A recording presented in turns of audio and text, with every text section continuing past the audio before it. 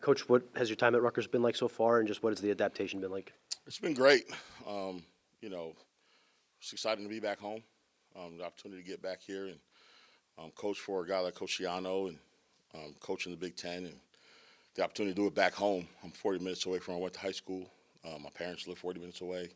Got an aunt that I'm staying with right now that lives in New Brunswick. So it's been amazing. And then the people in the building, um, couldn't ask for a better reception. Just everybody kind of knows their role and chops their job. So it's been awesome. Those jersey roots, how important are those for you in the decision to come on back, but then also with the off the field recruiting and forming relationships with the players? When you have an opportunity to coach for a guy like Coach Shiano, that kind of helps the decision. But everything else is the cherry on top. Obviously New Jersey's home, like we talked about. The opportunity to come and be around my family.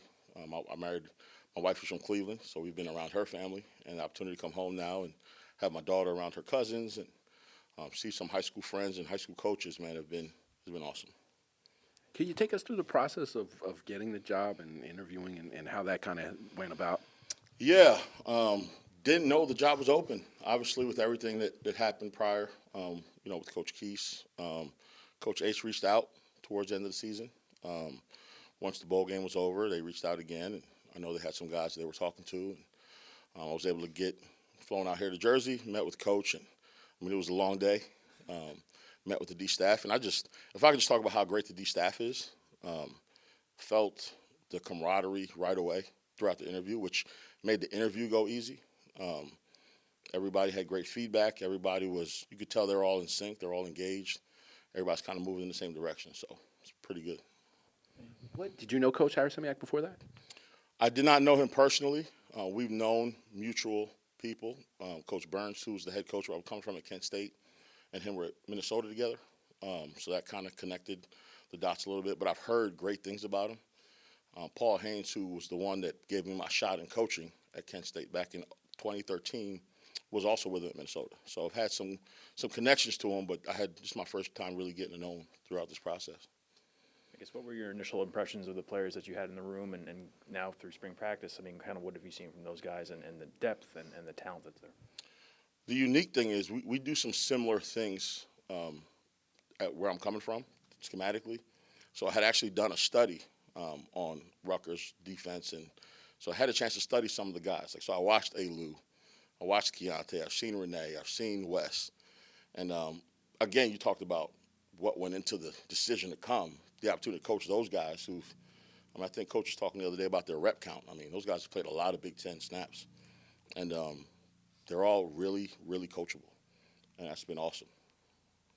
What is the balance with you and Coach Campenny? Obviously, coaching similar positions, and you guys are both MAC guys. What is it like to any connection on that front?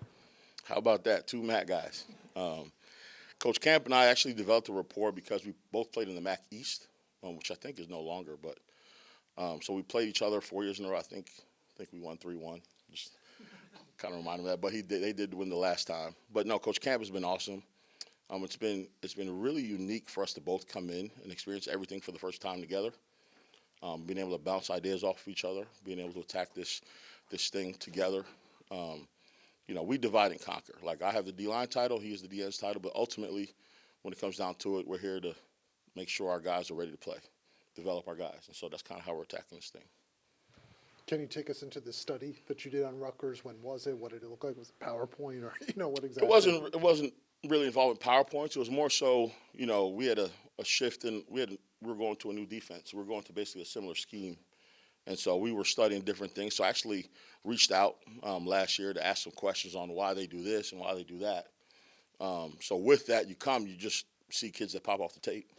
Like, you know what, I'm going to clip this, I'm going to clip that. Next thing you know, you got 4 clips of 71. You got a couple more 48, you know what I mean? And you're like, okay, these guys are good players. And so at the time, you don't know what the future holds, right? So you're just kind of like pulling plays to show your current players. And then, things happen. You're like, holy smokes, like there's some familiarity with what they can do. There's some understanding what they do well, what we need to work on, the opportunities for growth. So that part of it has made the transition a little more seamless.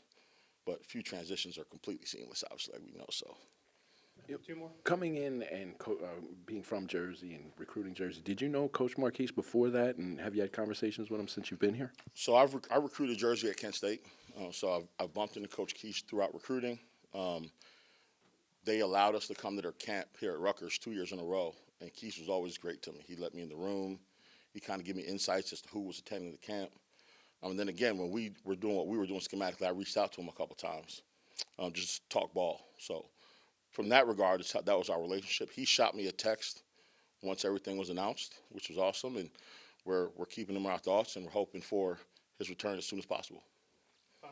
I just can't get enough of this report that you did, so I'm going to ask a follow-up. Did that help you with the preparation, with the interviewing process, and when you heard the opportunity, did you kind of look at it and say, like, there's a natural synergy there? Absolutely. It's almost like you have the answers to the test. Like, I know what drills I had to use to get my guys to execute, right? And at the end of the day, it's about getting the guys to execute. So did that help me prep for the interview? Heck yeah, it did.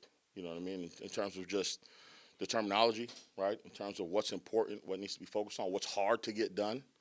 There's things that we do that we ask these kids to do that aren't easy. And so I think that kind of helped in the decision process.